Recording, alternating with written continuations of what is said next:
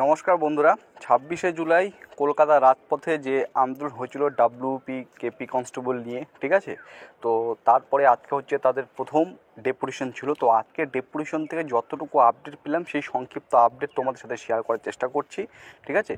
তো বাইরে রয়েছি, তাই যথাসম্ভব শর্ট ভিডিওর মাধ্যমে তোমাদের জানিয়ে দিচ্ছি। দেখো, তোমাদের যে এক্সাম সেটা কিন্তু যারা ডেপুটেশন দিতে গিয়েছিলো সেখান থেকে যতটুকু যেটা আপডেট উঠে আসছে যে ওবিসি সার্টিফিকেট নিয়ে যে সমস্যা, সেটা সমস্যা না পেটা পর্যন্ত কিন্তু তোমাদের এক্সাম নেওয়া কিন্তু সম্ভব না।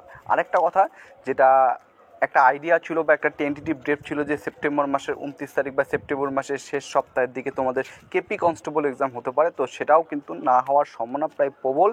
তবে যতটুকু মনে হয় তোমাদের ডাব্লিউবিপি এক্সাম কিংবা কেপি কনস্টেবল এক্সাম, এই এক্সামগুলো তোমাদের কিন্তু পুজোর পর সংগঠিত হতে চলেছে, ঠিক আছে। পুজোর পর হতে চলেছে। তো এই এই ডাব্লিউপি এবং কেপি এক্সাম নিয়ে এই আপডেটটুকুই তোমাদের সাথে শেয়ার করলাম, ঠিক আছে। এর পাশাপাশি অন্যান্য যে সমস্ত এক্সামের আপডেট সেগুলো আমি ডিটেলসে পরবর্তীকালে সন্ধ্যা বা রাতের বেলা তোমাদের ভিডিও করে জানাবো।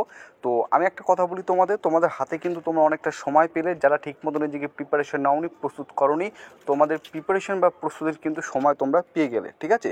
এই জন্য তোমাদের প্রত্যেকে বলবো, তোমরা এই দেখো ডাব্লিউপি কেপি মক টেস্ট এখন থেকে রেগুলারলি চলবে ইংলিশ এবং জেনারেল নলেজের ওপর।